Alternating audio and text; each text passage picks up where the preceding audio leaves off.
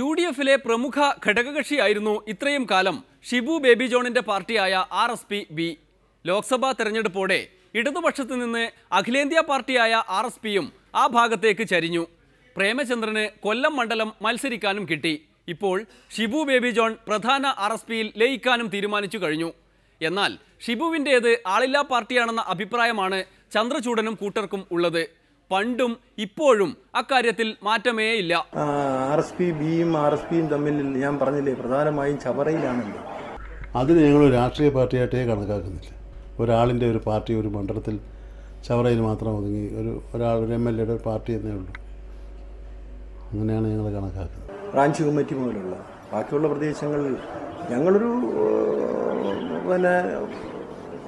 വലിയ പ്രസ്ഥാനം, ദേശീയ സമ്മേളനം, സംസ്ഥാന സമ്മേളനമൊക്കെ നടത്തി പ്രസ്ഥാനത്തിൽ അവർ വന്ന് ചേരുകയല്ലേ.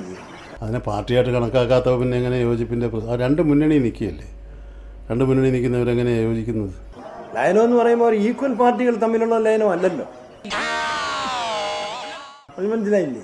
ഞങ്ങൾ 2 MLAമാരുള്ള, ഞങ്ങൾ 4 സീറ്റിൽ മത്സരിച്ച് 2 MLAമാർ ജയിക്കുന്ന ഉള്ള ഒരു പാർട്ടിയിൽ ഒരു സീറ്റിൽ മത്സരിച്ച് ഒരാൾ വന്ന് ചേരുന്നതല്ലേ? തീർച്ചയായും അവൾ എന്റെ പാർട്ടിയിൽ ചേർന്നാൽ ഞങ്ങൾ ലയിക്കും. അതിന് ഞങ്ങൾ രാഷ്ട്രീയ പാർട്ടിയായിട്ടേ കണക്കാക്കുന്നില്ല. ഒരാളിൻ്റെ ഒരു പാർട്ടി ഒരു മണ്ഡലത്തിൽ അപ്പോൾ സ്വാഭാവികമായിട്ട് അതെങ്ങനെയായിരിക്കണം എന്നതിനെ സംബന്ധിച്ച് ഒരു ഫോർമുല തയ്യാറാക്കും.